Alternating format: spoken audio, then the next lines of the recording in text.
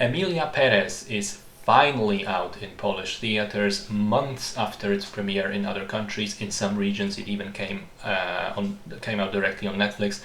This is a new musical from Jacques Audiard, whose previous movies include The Sisters Brothers, which I loved, and Paris 13th District, which I didn't love so much.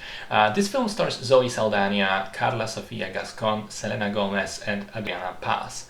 It was nominated this year at the Oscars a whopping 13 times, winning 2 of the categories. The wins were for Best Song and Best Supporting Actress for Zoe Saldana, although this one was baffling for me because she's clearly the lead, or at the very least co-lead, with Carla Sofia Gascon. The other nominations were for Best Picture, Best International Picture, Director, Adapted Screenplay, Music, another nomination for another song, Best Makeup and Hairstyling, Best Sound, Cinematography, Editing, and Leading Actress for Carla Sofia Gascon. Now, strap on your damn seatbelts, because there is an absolutely amazing amount of behind-the-scenes drama around this film before we even get to the quality of the finished product, which, spoiler, is not good. So first of all, this is a movie about a Mexican cartel drug lord who enlists the help of a lawyer to change his sex and his identity and escape the criminal life, becoming a woman. Theoretically then, very progressive. In practice, let's say problematic. It was a movie made in Spanish about Mexico, directed by a French director, and it's clearly very, very surface level and stereotypical and shallow when it comes to presenting Mexican culture and language and people.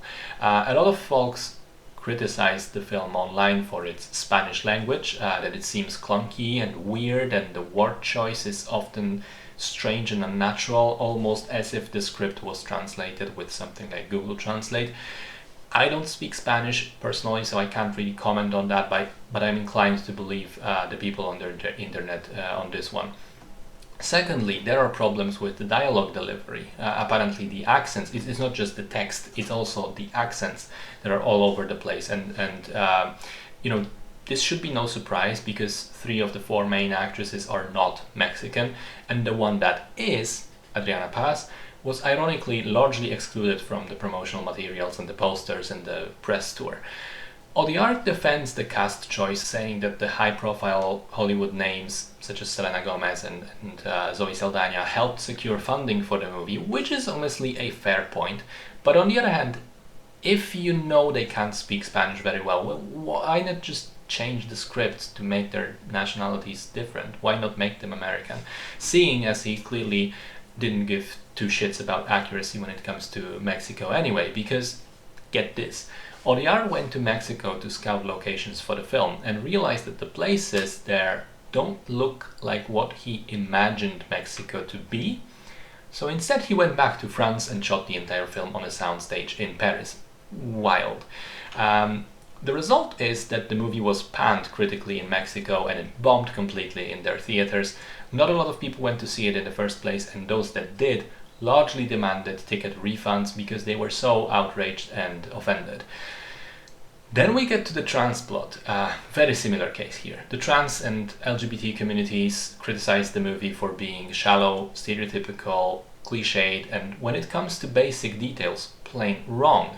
One example is a scene where Emilia is hugging her son after the transition, and the son doesn't know that this was his dad, but he says that Emilia smells the same he used to, which apparently is not the case when you undergo sex change operations. Your smell, according to what I've read, changes. So, things like these may be small, but to me they do prove that Audiard was not particularly interested in doing proper research and making a movie that would represent these types of stories well.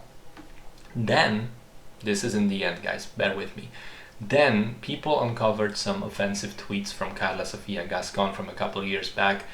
Now this, I don't know what the fuck that was about. I don't use Twitter and I don't much care for canceling people for stupid shit that they may have written in the past. What I do know is, apparently, in reaction to this, she doubled down and said some more stupid shit online, which got the movie even more negative attention.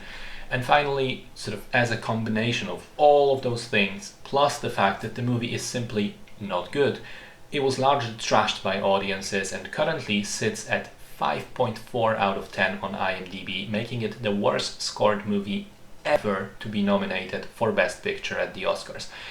I will say there's a caveat to this, that there were some movies in the past that were trashed on release that turned out to become absolute classics later on. Blade Runner and The Thing are great examples of such a scenario. But so maybe Emilia Pérez will also stand the test of time, and I will have to reevaluate my opinion a decade from now. But I don't think that will be the case. I think I'll stay with my current opinion that it's poorly made.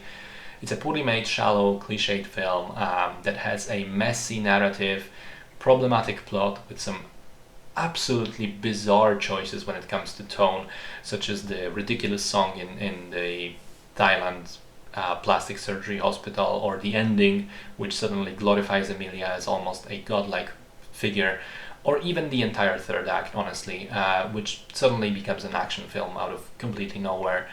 I think the songs are so-so. Some of them I really liked, admittedly, such as the gala song or the one on the streets very early on, but there are also some singing scenes where I thought this could have just been regular dialogue. I thought that the two central performances are indeed very good. Not sure if Oscar-worthy, but both Gascon and Saldana do an amazing job and are much better than the script they are given.